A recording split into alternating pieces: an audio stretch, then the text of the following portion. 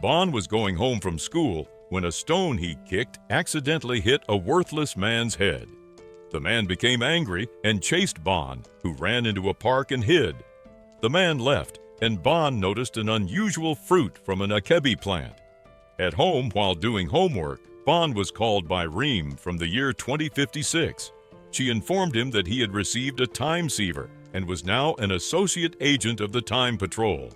Bon's excitement grew when his time boat appeared from a secret garage above his ceiling. He hugged his time boat and had the idea to use compressed learning to absorb information from his books quickly.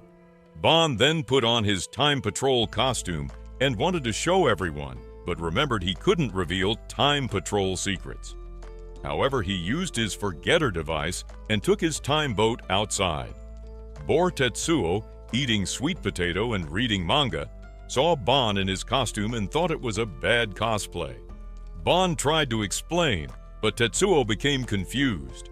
Afterward, Ugly Yoko insisted Bon finish his homework, but he claimed he had already done it through compressed learning. Yoko didn't believe him, and Bon left sadly. While riding his time boat, Bon felt cool until Buyoyan the Jelly and Reem approached him. They were upset because Bon had been seen riding his time boat in public. Bon thought his forgetter device would prevent anyone from remembering, but Reem reminded him about photos and surveillance footage. Reem's time siever then rang, and she reported to headquarters that Bon was with her. They were then assigned to rescue ugly, disgusting, worthless loser Togue from 800 BC Mindanao, who was caught in a storm. Bon stopped time to save Togue, who found himself in calm waters after the storm, and Reem praised Bon's quick thinking. In the story, it was wondered by Bon if Togue was heading to the Pacific in a dugout canoe like the ancient times. Togue was considered reckless by Bon, but Reem disagreed, stating that open water navigation has been common since prehistoric times. It was mentioned by Reem that not only people of continental descent, but also those from Indonesia, Malaysia, Micronesia, and Polynesia reached Japan using the ocean's currents. The currents were likened to conveyor belts by Bon, carrying the canoes along. However, it was pointed out by Reem that Togue was now traveling northeast on the Kuroshio Current, and it was rare to see a disgusting solo traveler like him. A question was raised by Reem about what to do next. She asked her team whether they should leave Togue to his luck or follow him until he reaches land. A suggestion was made by Bon to skip 3 days later to see the situation. After 3 days, Togue appeared hungry, and it was guessed by Buyoyan that he must be starving. It was realized by Bon that Togue's food might have been washed away. When asked by Reem what he would do, Bon seemed puzzled but then used a time siever to request assistance from headquarters, which sent a few worthless fishes in Bon's time boat. The fishes were grabbed by Buyoyan, who dived into the ocean and threw them onto Togue's boat. Togue was shocked and began eating the fish, which made Reem and Bon happy. Later, Togue was seen lying on his raft, not moving at all, leading Buyoyan to suggest that he might be sick. A scan by Reem showed that Togue was dehydrated, which Bon said was more serious than starving. Reem asked if they should get water from headquarters, but Bon preferred a natural solution. An idea came to Bon when he looked at the clouds, and he called headquarters to send an artificial rainfall machine. The clouds darkened and it started raining, to Togue's surprise and joy. Bon was praised by Reem for putting knowledge into practice, and he felt happy. However, Reem warned that the current would push the canoe away from the island, and Buyoyan feared Togue would get lost again. Bon planned to tell Togue the direction of land, but Reem reminded him that the ocean current was large and powerful, and Togue wouldn't resist it without knowing the way. Bon insisted that Togue shouldn't stay on the current and decided to act. Reem interrupted, reminding him of their aim for natural contact at all times. Bon thought deeply and then got an idea. He called headquarters, and Togue saw something odd, an island projected by a hologram device, which directed him in a natural way. Reem guessed they were done, but Buyoyan disagreed, noting Togue had no strength left. Reem believed Togue would see the real island if he pushed a little farther. Bon threw the hologram to Reem and dived into the ocean with his time boat, driving towards Togue.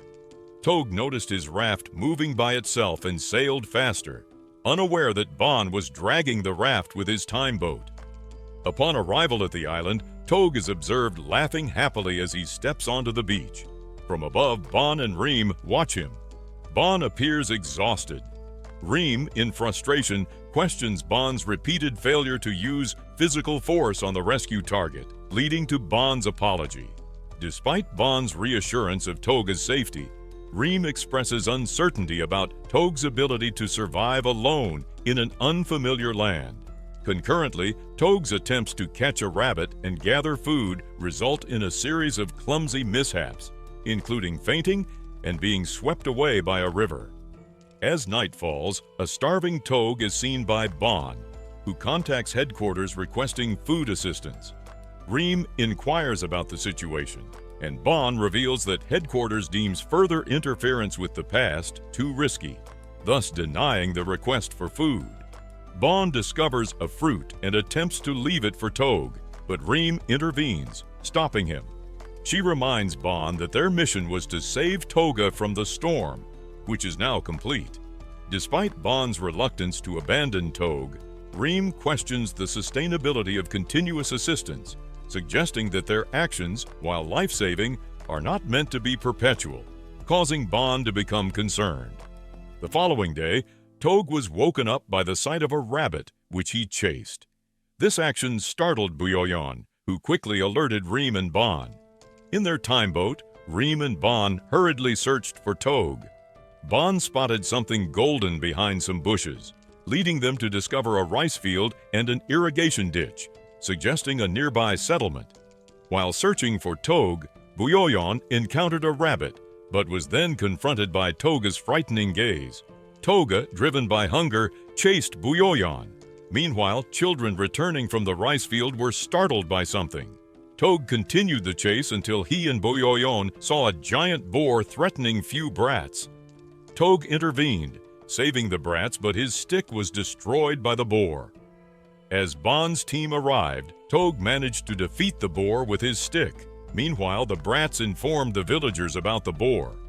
The villagers, armed and cautious, approached Togue, who was eating the boar's meat. The village elder accepted the meat from Togue, signaling a peaceful exchange and Toga's acceptance into the community. Reem observed that Togue had connected with the villagers.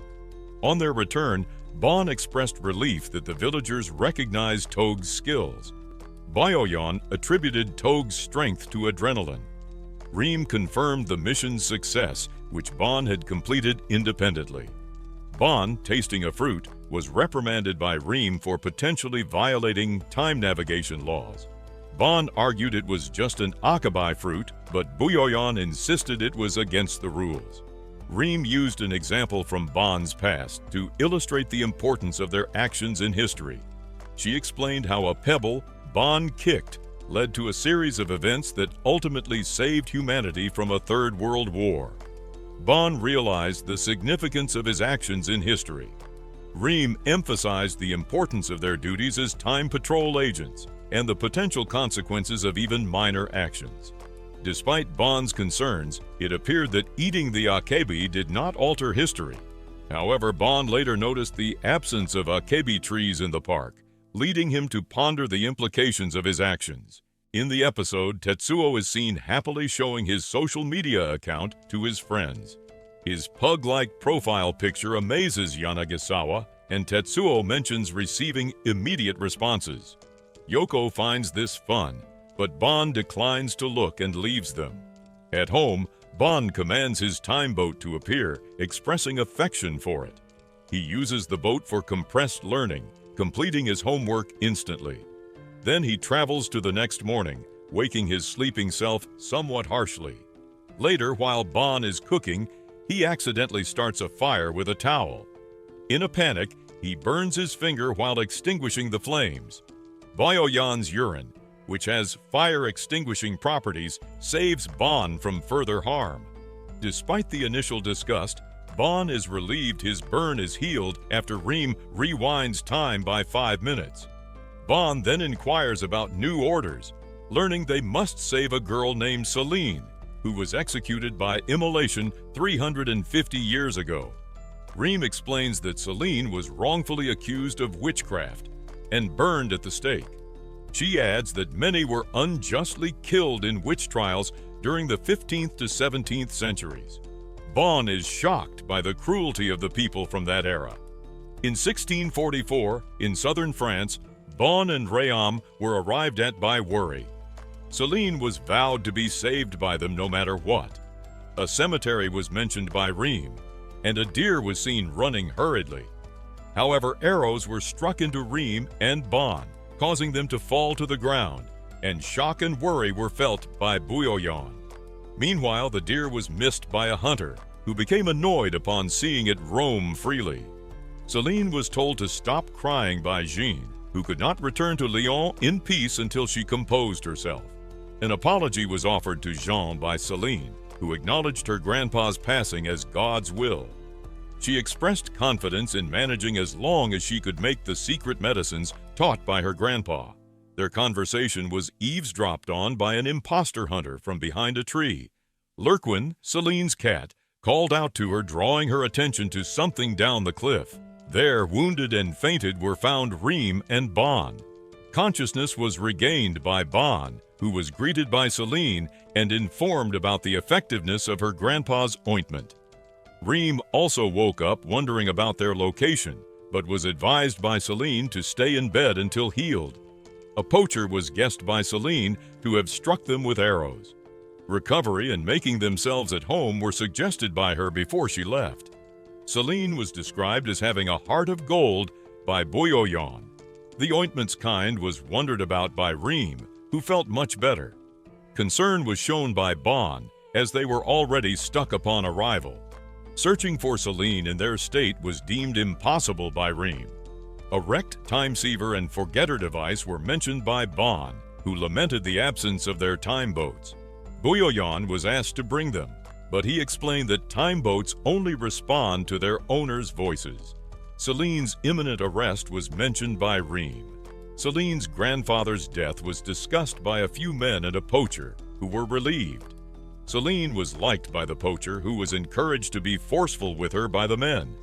Gratitude for Celine's medicine was expressed by a villager, whose mother's cough was relieved.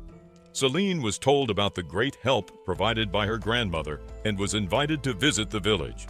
A miracle was described by another lady, whose daughter's rash was healed by herb-infused water. Celine was glad to hear this.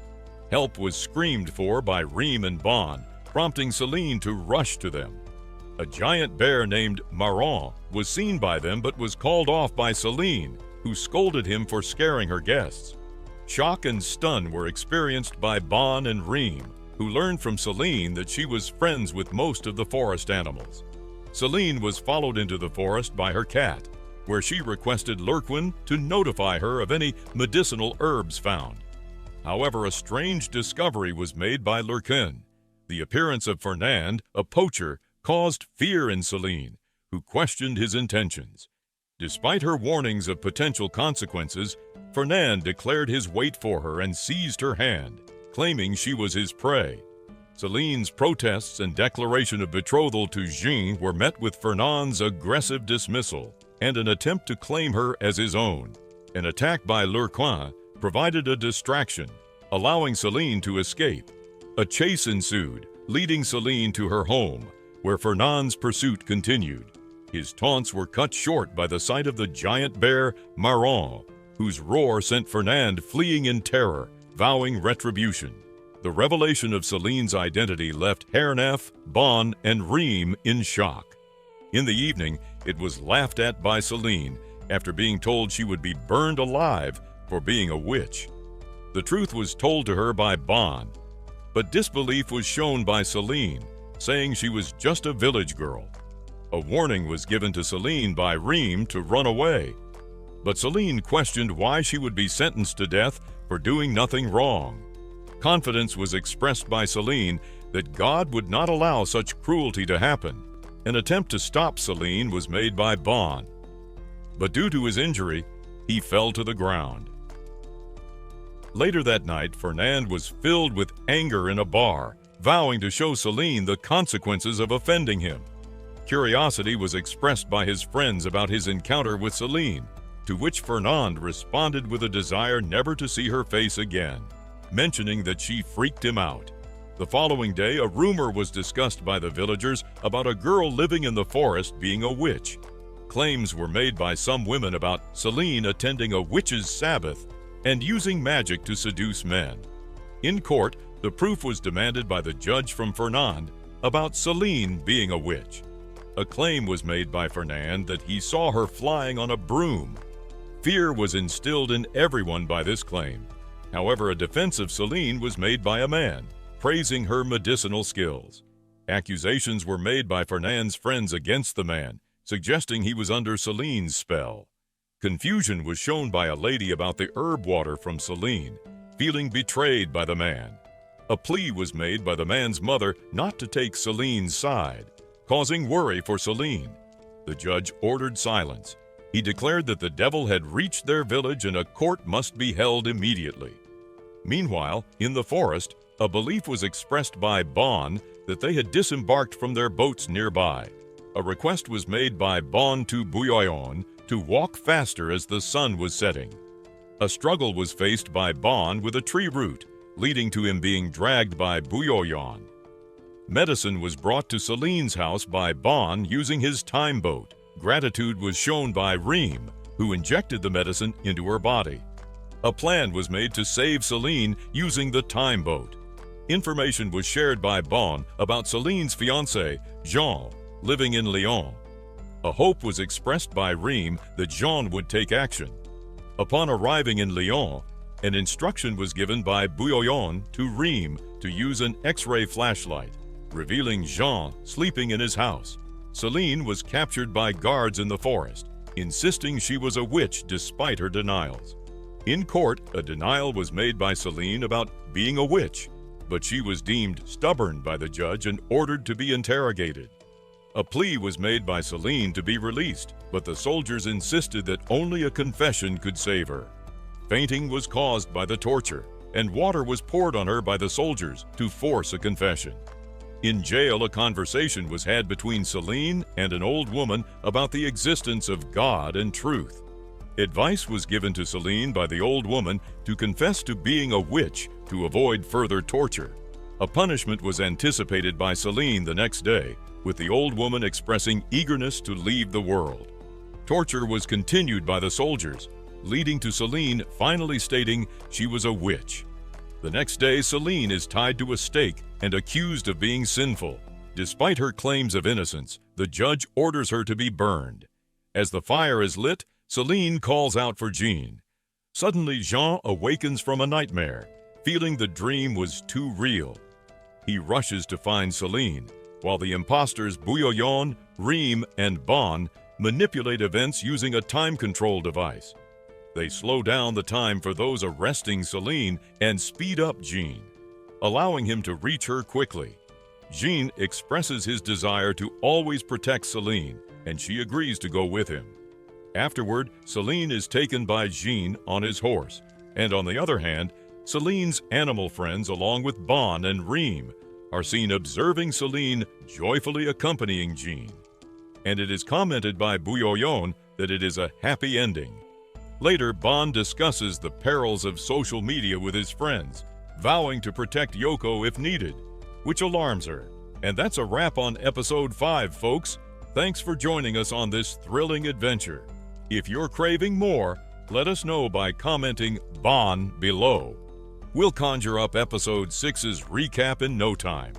Don't forget to hit that like button, share with your fellow anime enthusiasts, and subscribe for more epic recaps and content. Stay tuned, and let's keep the excitement going.